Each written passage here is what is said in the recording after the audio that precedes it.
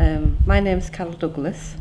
I've been here for 10 years this year, and I can't believe it because it just seems like last week. I do two jobs. I'm the Activities Coordinator in the daycare centre, and I also work in the kitchen part-time because I'm a chef by trade. And I initially came to work here just for a part-time job really, because my daughter had gone to secondary school and I felt I should be doing something, and I've never looked back. I really enjoy it. I initially get to know the patients in the daycare centre. We have 15 patients, up to 15 patients a day. A couple of days are for ladies, one day is for men, and the other day is mixed. So when they first start, I initially get to know them and find out what their interests and hobbies are.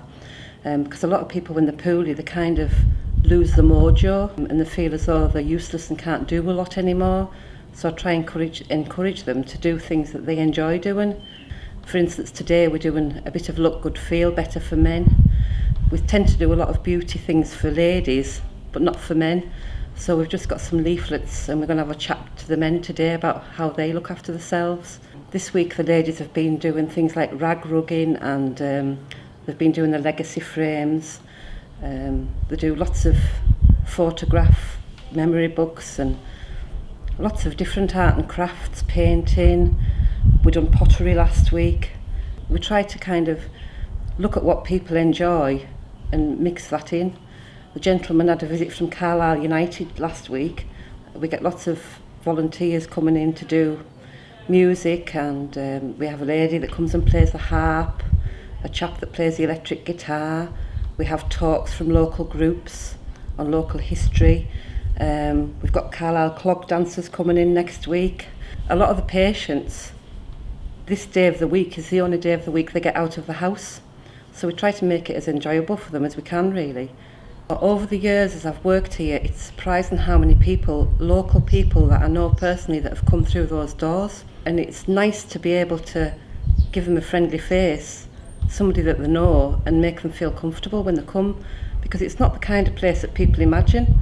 But I find it surprising how many people are accepting of their illness, and they just want to get on with their lives. They don't want to enjoy what they've got left. They don't want to be miserable, so it's not a miserable place. Sometimes I find that it's people's families that need more support than the actual sick person. They're the ones that are finding it difficult to deal with, and we do a lot of that as well, talking to people.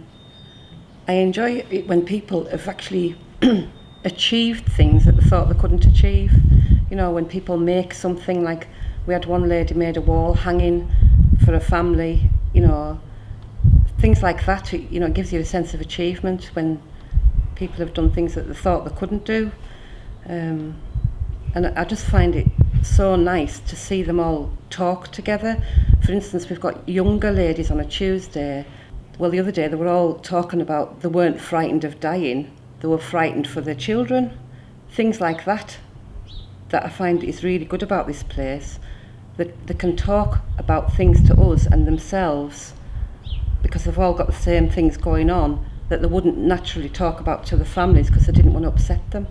And I think that's probably the most important thing about the hospice really.